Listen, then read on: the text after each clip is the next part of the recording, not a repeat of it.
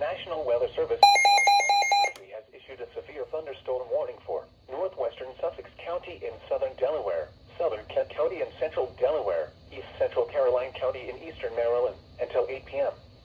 At 7:36 p.m., a severe thunderstorm was located near Andrewsville, or 17 miles northeast of Hurley, moving east at 45 miles per hour.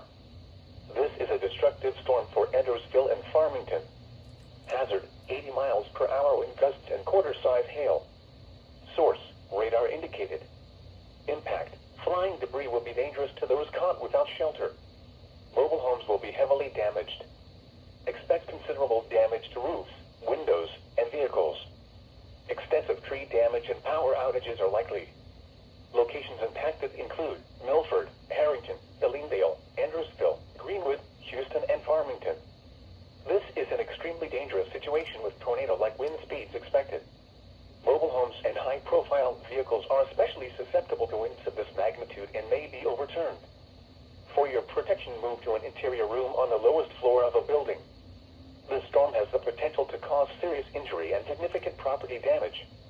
Repeating, a severe thunderstorm warning has been issued until 8 p.m. for the following counties: in Delaware,